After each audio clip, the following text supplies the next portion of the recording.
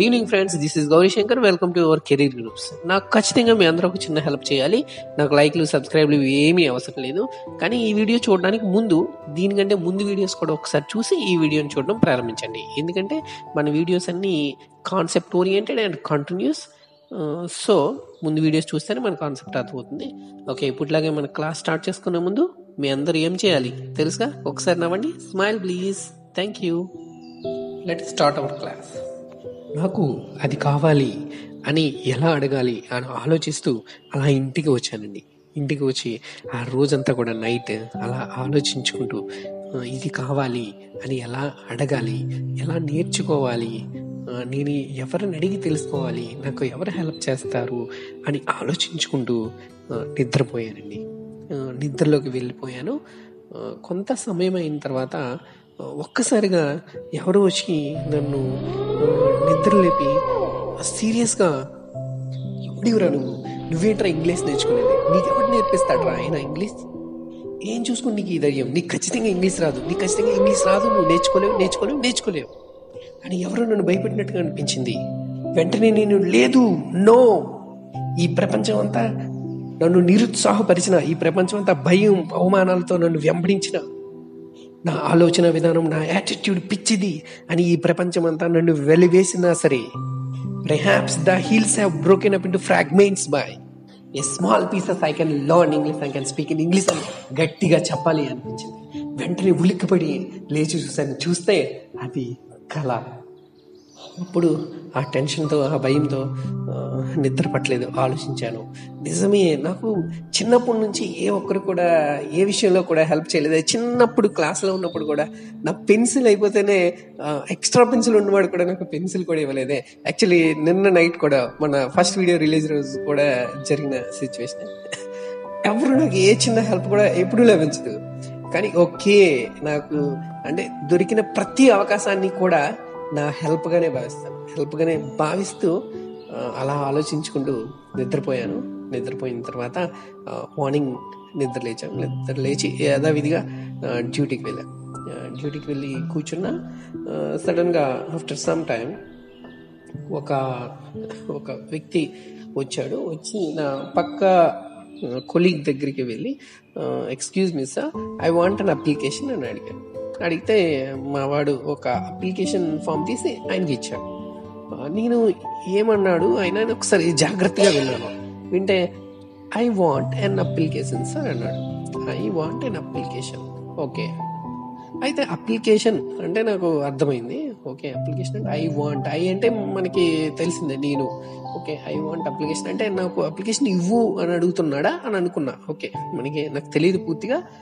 విన్నాను, అయిన తర్వాత ఓకే అలా నడుస్తూ ఉంది. మళ్ళా కొంత సమయం అయిన తర్వాత నా ఆపోజిట్లో ఒక వ్యక్తి వేరే వ్యక్తిని అడుగుతున్నాడు. అంటే వాళ్ళిద్దరు ఫ్రెండ్స్. అడుగుతున్నాడు, I want your bike key అన్నాడు. I want your bike key అన్నాడు. అయితే ముందు చెప్పింది గుర్తొచ్చింది, ఐ వాంట్ అన్ అప్లికేషన్ అన్నాడు వాడు. ఈడు I want your bike key అన్నాడు. ఓకే, అలా మళ్ళీ ఏదో మెమరైజ్ అయినట్టుగా అనిపించింది. మనం అదే దృష్టితో ఉంటాం కాబట్టి. ఈవినింగ్ మా ప్యూన్ నా దగ్గరికి వచ్చాడు.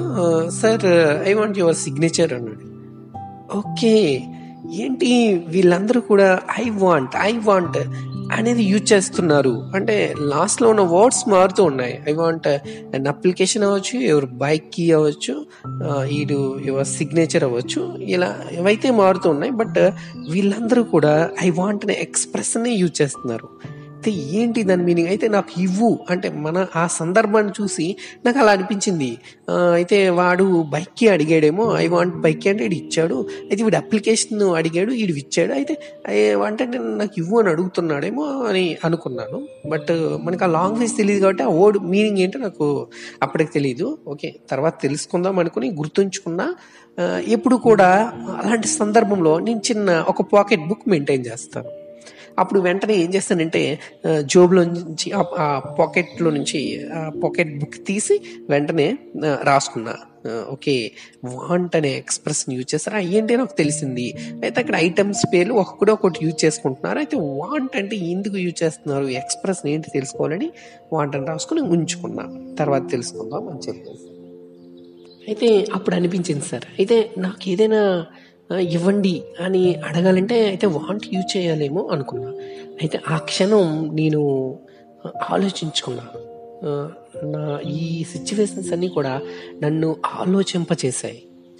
ఏంటంటే ఇప్పటి వరకు కూడా నిన్న నైట్ నుంచి కూడా నాకు ఎవరు హెల్ప్ చేస్తారు, ఎవరు టీచ్ చేస్తారు, అయితే ఇలా మాట్లాడు, ఇలా స్టార్ట్ చెయ్యు, ఈ వర్డ్స్ ఫస్ట్ నేర్చుకో, ఇవి యూజ్ చేయడం స్టార్ట్ చెయ్యు అని ఎవరు నాకు నేర్పిస్తారా అని సందిగ్ధంలో ఈ భయాలతో ఉండిపోయినా నాకు ఒక్కసారిగా అనిపించిందండి. ఏంటంటే ఒక వ్యక్తికి నేర్చుకోవాలి అనే ప్రిడిలెక్షన్ ఉంటే మన చుట్టూ ఉండే ఈ సమాజం అండ్ ఈ సర్కమ్స్టాన్సెసే మనకు ఒక తిరుగులేని ఉపాధ్యాయుడిగా మారుతాయండి. ఎందుకంటే మనకి ఈ సమాజమే నేర్పిస్తుంది అన్ని. నువ్వు ఎలా మాట్లాడాలి, ఎలా ఉండాలి, ఎలా ఉండకూడదు అని ఈ సమాజమే మనకు నేర్పిస్తాయండి అని ఒక్కసారిగా అది అర్థం చేసుకొని ఒక్కసారిగా నా చుట్టూ ఉండే ఈ జన సమూహానికి, నా సర్కమ్స్టాన్సెస్కి, ప్రతి సందర్భానికి ఆ దేవుడికి థ్యాంక్స్ చెప్పుకుంటూ ఒక బేసిక్ రూల్ని నేర్చుకున్నాను. స్టార్ట్ చేశాను నోట్స్లో ఒక basic rule, English basic rule అని పెట్టుకొని స్టార్ట్ చేసుకున్నా, అర్థం చేసుకున్నా. ఏంటంటే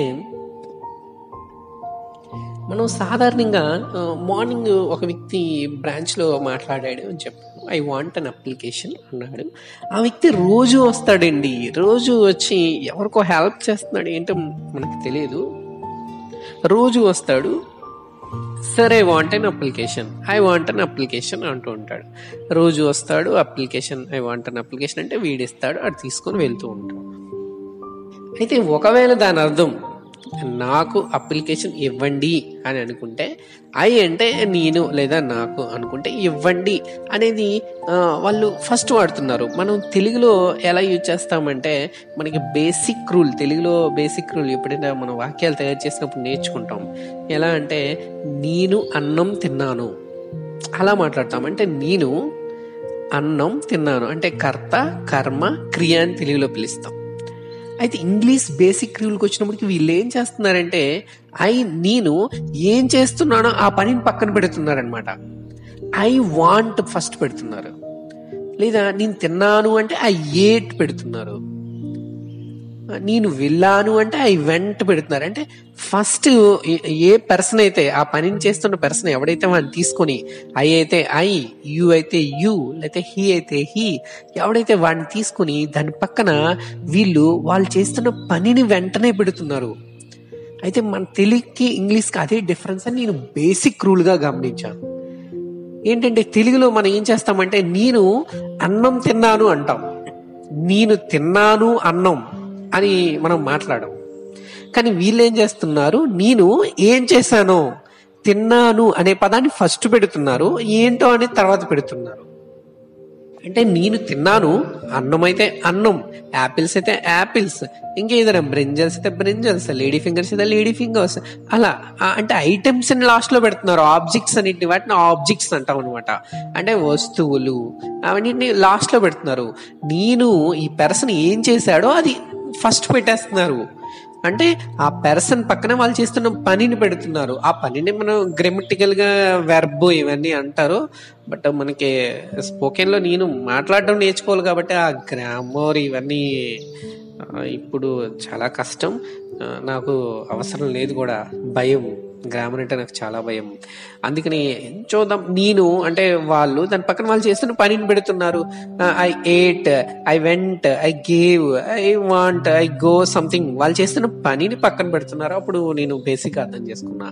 అయితే ఆ పర్సన్స్ ముందు రాసుకుని దాని తర్వాత వాళ్ళు చేస్తున్న పని, తర్వాత ఆబ్జెక్ట్.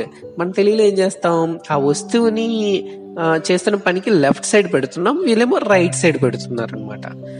అది ఒకసారి నేను ఇక్కడ రాసి చూపిస్తున్నాను చూడండి, ఆల్రెడీ డిస్ప్లే అవుతూ ఉంటుంది. అతడు అన్నం తిన్నాడు అని ఉంటుంది, మనకి ఇంగ్లీష్లోకి వచ్చినప్పటికి అతడు తిన్నాడు అన్నం అని మారుతూ ఉంటుంది.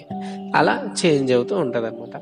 అయితే మనకు కావాల్సింది ఏంటి, నేను ఇదంతా ఎందుకు నాకు డౌట్ వచ్చింది అంటే నిన్న మార్కెట్కి వెళ్ళి అక్కడ ఎదుర్కొన్న పరిస్థితిని బట్టి కదా నాకు ఈ సమస్య మొదలయ్యింది. అయితే మనకు కావాల్సింది ఏంటి? నేను మార్కెట్కి వెళ్ళి నాకు అది కావాలి, నాకు అది కావాలి, నాకు అది కావాలి అని అడగాలి. ఓకే, అది కావాలంటే నేను ముందు మార్నింగ్ సిచ్యువేషన్స్ చూశాను. అప్లికేషన్ కావాలంటే ఎలా అడిగాడు, బైక్ కావాలంటే ఎలా అడిగాడు, బైక్ కీ కావాలంటే, నా సిగ్నేచర్ కావాలంటే ఎలా అడిగాడు. ప్రతి ఒక్కడు కూడా నాకు కావాలి అంటే ఐ వాంట్ అని యూజ్ చేస్తున్నాడు. అయితే ఓకే, అదే యూజ్ చేయలేము అనుకుని అయితే నాకు కావాలి అనే దాన్ని ఎలా యూజ్ చేయాలని ఆలోచిస్తూ అప్పుడు అనిపించింది, ఈ ప్రపంచంలో నాకే కాదండి, నీకు, అతనికి, ఆమెకి, అందరికీ కూడా ఈ కావాలి అనే పదం ఎంత అవసరము అంటే నాకు అప్పుడప్పుడు అనిపిస్తూ ఉండేది సార్, ఈ ప్రపంచం అంతా కూడా కావాలి అనే పదం మీదే నడుస్తుందేమో అని అనిపించింది. ఎందుకంటే ఒక స్టూడెంట్కి మంచి మార్క్స్ కావాలి, ఒక యాస్పిరెంట్కి మంచి జాబ్ కావాలి, ఒక టీచర్కి మంచి గుడ్ స్టూడెంట్ కావాలి, తల్లికి పిల్లలు చూపించే ప్రేమ కావాలి, పులి అనే జంతువుకు ఒక మ్యాక్ కావాలి, కుక్క అనే జంతువుకు ఒక పిల్లి కావాలి, మీ అందరికి ఇంగ్లీష్ క్లాసెస్ కావాలి, నాకు మీ అందరి హ్యాపీనెస్ కావాలి. అంటే చూడండి, ఈ ప్రపంచం అంతా కూడా మార్నింగ్ లేచినప్పటి నుంచి, నేను మార్నింగ్ లేచి రోజును ప్రారంభించిన కాడ నుంచి అసలు ఎండ్ అయ్యే వరకు ప్రతి సిచ్యువేషన్లో కూడా నాకు కావాలి. చిన్నపిల్లలు స్కూల్కి తీసుకెళ్ళాలంటే నాకు చాక్లెట్ కావాలి, నాకు లంచ్ బాక్స్ కావాలి, నాకు వాటర్ బాటిల్ కావాలి, ఈచ్ అండ్ ఎవ్రీథింగ్ నాకు కావాలి. That's why our first and foremost class is కావాలి ఈజ్ ఈక్వల్ టు వాంట్. అయితే వాంట్ అంటే కావాలి, దానికోసం డిస్కస్ చేద్దాం. అయితే నేను ఇప్పుడు మార్కెట్కి వెళ్ళి నేను అడగాలి అనుకున్నాను కాబట్టి ఇంగ్లీష్ వాళ్ళు ఏం చేస్తున్నారు, నాకు కావాలి అనేదాన్ని ఫస్ట్ యూజ్ చేసుకుంటున్నారు. నాకు అంటే ఐ కాబట్టి అయితే నేను అనుకున్నా నాకు కావాలి, నీకు కావాలి, అతడికి, ఇవన్నీ పర్సన్స్ ముందు ఏంటో చూసుకుందాం. అందరికీ కావాలి అనేది కామనే కదా, అందరికీ వాంట్.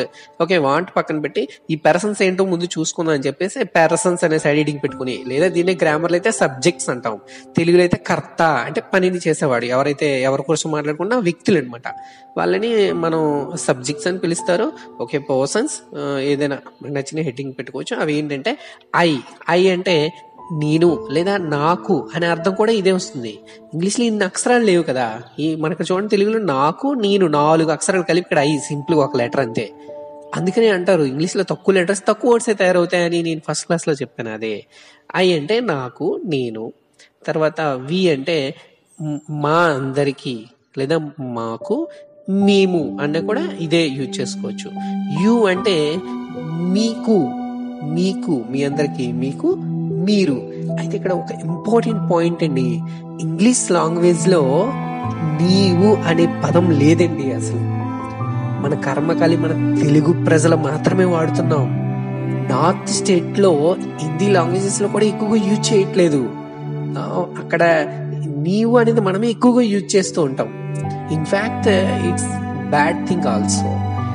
యు అంటే మీరు, మీకు, that's all. There is no singular meaning in this language especially. అయితే he అంటే అతనికి, అతడు. she అంటే ఆమెకి, ఆమె. they అంటే వారికి, వారు. బాబోయ్, ఇన్ని నేర్చుకుని ఇవన్నిటికీ ఒక్కొక్క దానికి అతడికి కావాలి, ఆమెకి కావాలి, వారికి కావాలి, ఎంతమందికి కావాలంటే నా వల్ల కాదు. కాబట్టి నేను అండ్ నీవు ఈ రెండింటి గురించి ఫస్ట్ నేర్చుకుందాం అని నాకు నేనే అనుకున్నా.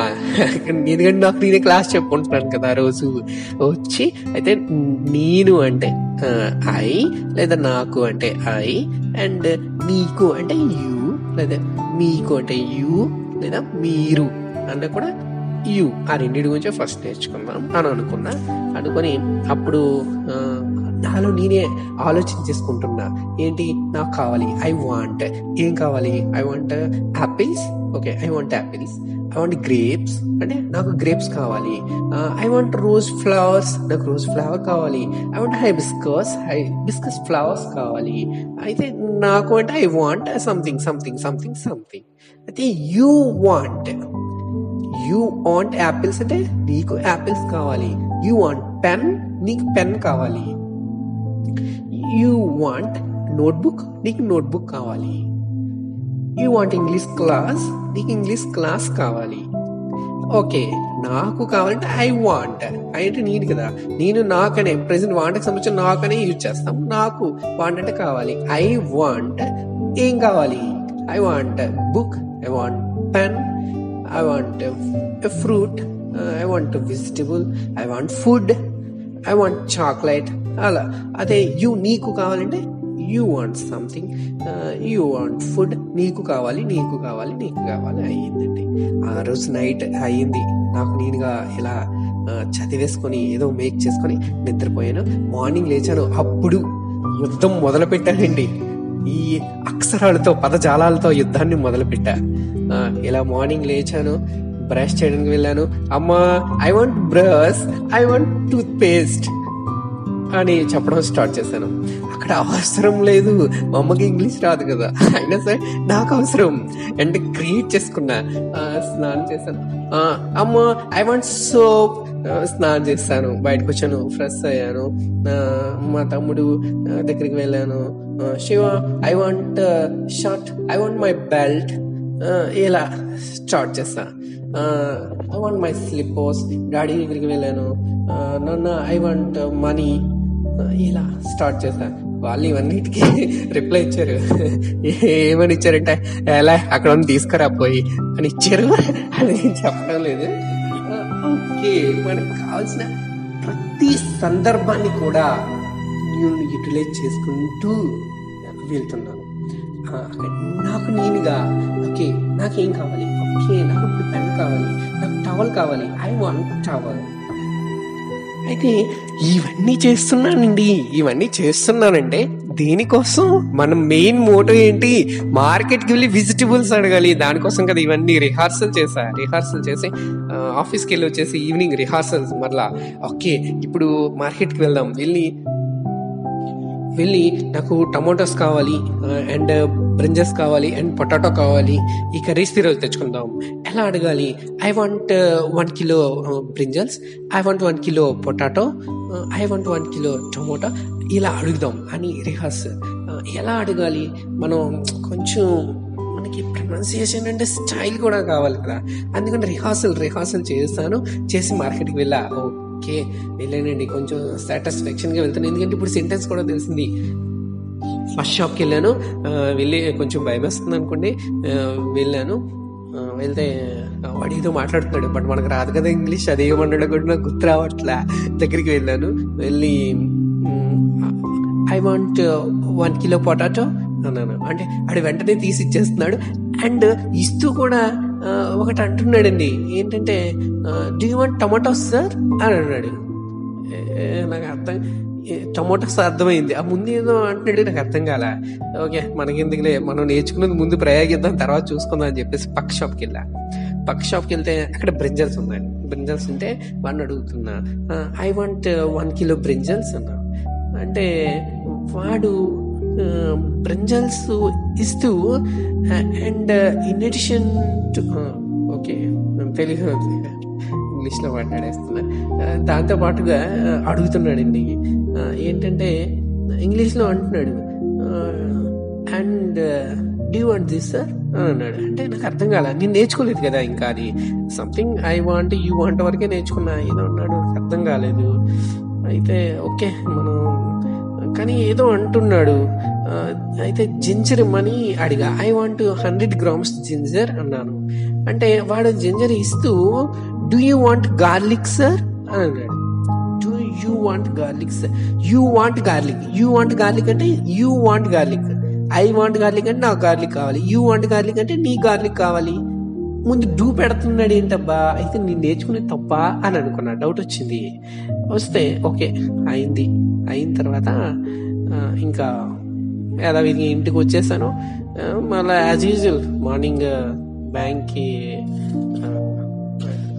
ఆఫీస్కి రెడీ అయ్యి వెళ్తున్నా. అయితే వెళ్ళానండి. యాజ్ యూజువల్గా రోజు ఒకడు వచ్చి అప్లికేషన్ అడుగుతాడు కదా, వాడు వస్తున్నాడండి. ఆయన వస్తుంటే నాకు మనకి ఆంధ్రులకి కొంచెం ఆతృత ఎక్కువ కదా, మనకు తెలిసిపోయింది కదా వాడు ఐ వాంట్ అప్లికేషన్ అని ఎలాగా అంటాడు అంటే యూ వాంట్ అప్లికేషన్ కదా అని చెప్పి. నేను ఒకప్పుడు ఇంగ్లీష్ మీడియం స్కూల్కి ఒకసారి వెళ్తే అక్కడ కొంతమంది మేడమ్స్ మాట్లాడుకుంటుండగా విన్నాను. యూ వాంట్ అప్లికేషన్ అంటే దాని క్వశ్చన్ కింద అడగాలి అంటే యూ వాంట్ అప్లికేషన్ నా అని అంటే నేను అది ఖచ్చితంగా కేరళ టీచర్స్ అందరూ ఉన్న స్కూల్ అది. ఓకే, అది కరెక్ట్ అని చెప్పేసి వాడు వస్తున్నాడండి. వాడు వచ్చేసరి దగ్గరికి వస్తే నేను అడుగుతున్నా, గుడ్ మార్నింగ్ సార్ అన్నాడు. Good morning, you want application దా అని అన్నానండి. అంతేనండి, అందరూ ఒక్కసారిగా మా స్టాఫ్ కొలీగ్స్ అండి ఎంత ఫీల్ అయిపోయానంటే దే ఆర్ ఎంబారసింగ్ మీ. నిజంగా చాలా అవమానించబడ్డానండి, అవమానిస్తున్నారు. దే ఆర్ మోటిఫైయింగ్ మీ. నిజంగా చాలా మనస్తాపానికి గురయ్యానండి. They are degrading me. చాలా హీనంగా చూశారు ఆ సెంటెన్స్ యూజ్ చేసినప్పటికీ. ఎంత ఫీల్ అయ్యానంటే they are really humiliating me అండి. చాలా కించపరిచారండి. అయితే ఆ బాధతో ఇంకా ఏం చేయాలో నాకు పాలుపోలేదు. ఏంటి ఇంత చిన్నదానికి ఎందుకు ఇలా నవ్వారు అని నాకు బాధ అనిపించి కోపం అనిపించలేదు. వెంటనే ఆ నవ్విన ఒక కొలీగ్ దగ్గరికి వెళ్ళి, సార్ ఇలా హ్యూమిలేటింగ్ చేయకపోతే నాకు దాని మీనింగ్ ఏంటో చెప్పొచ్చు కదా సార్ అని అడిగాను. అడిగితే ఆయన సారీ సార్ అని చెప్పి దాని మీనింగ్ చెప్పాడండి. అదేంటో నెక్స్ట్ క్లాస్లో తెలుసుకుందాం. Thank you friends, thanks for watching.